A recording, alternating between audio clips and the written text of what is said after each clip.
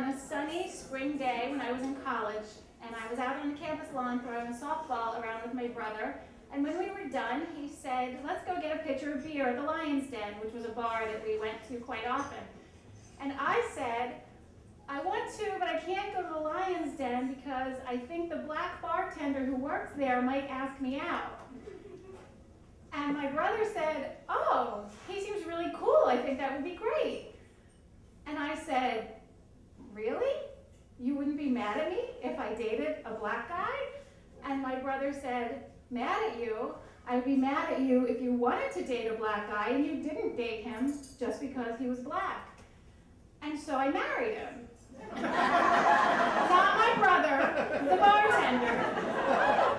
But it didn't happen that day, and actually I was a little bit overconfident. He didn't even ask me out that day. It took quite a while, lots of hanging out at the Lion's Den, and many pitchers I had to drink to get his attention. But we did start dating, and we got very serious, and we started talking about having kids. And being an interracial couple, we started talking about what it would be like to have biracial children. And he would say things to me like, are you going to be okay with it if your kids don't look like you? And I would say, yes. Are you going to be okay with it if our kids don't look like you? And he kept telling me that I had to learn how to do hair in case we had a little girl, that the texture of her hair was different from mine. So we got more and more serious, and I was really crazy about him. And this is long before I knew about the snoring or how loud he chews pistachios or potato chips, or that I had sensory issues when it came to loud chewing. And one of the things I was most attracted to was that I thought he was going to be a terrific father. But it was about this time that I caught an episode of Merv Griffin or Sally Jesse Raphael or one of those shows. Not that I watched that kind of show, I just was flipping through and I saw it. And there were a bunch of crazy people on there, and they were talking about whether or not it was ethical to have biracial children. And there was one woman in particular who said that her children, who were biracial, got teased so badly that she regretted ever having them. And in my position at that time, wanting to have children, that scared me, because I didn't want to bring children into this world who were going to be so ostracized or outcast that they were going to start out with that kind of disadvantage. But the way that I got over that was to, this was before the internet, so we didn't have this whole world of knowledge. We only knew what we saw on Sally Jesse Raphael or our own experience. So I thought back to my experience, and the only person that I knew of that was biracial was this kid named James, who I knew in middle school and high school. I didn't know him well, but I knew that he was very popular and very outgoing and very confident. And so I used that logic, and I said, well, then being biracial doesn't necessarily mean that you're going to be teased or ostracized or outcast. So full steam ahead, let's go through with this and let's have children. And so we did. And so we had a beautiful little girl and a handsome little boy. And things were going very well. And I'm not going to tell you whether I voted for him or not, but President Obama got elected. And the timing was perfect, to just casually say, oh, that's President Obama. He's biracial like you, no big deal. President of the United States. That's a good thing to be able to say to your biracial children. And then Disney came out with Princess Tiana, the Princess and the Frog, and my 4-year-old daughter could wear a nightgown with a princess that had dark skin like hers.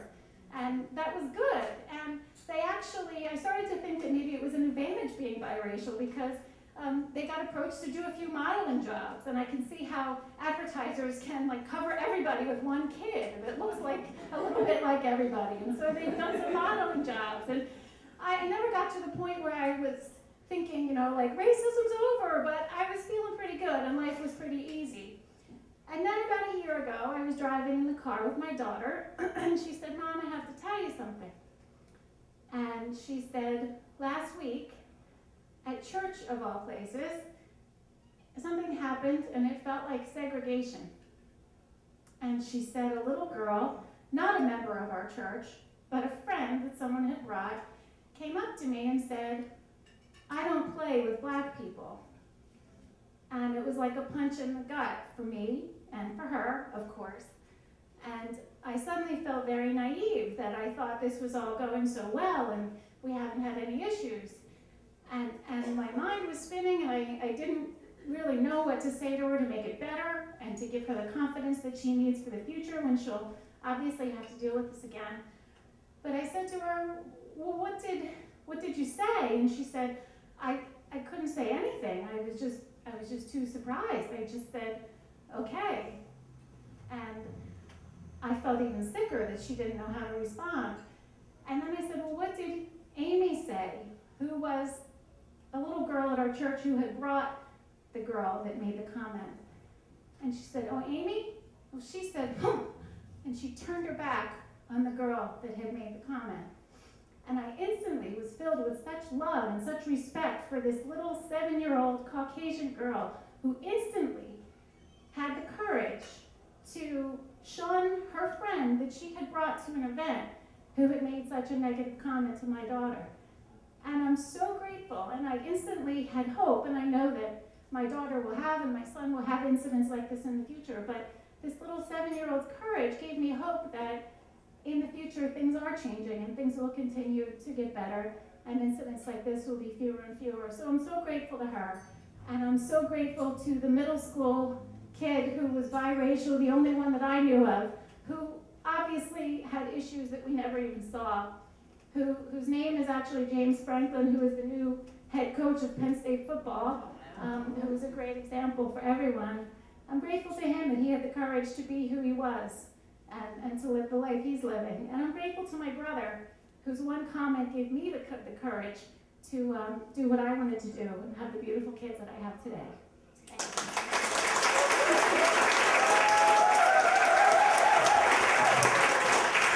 Luanne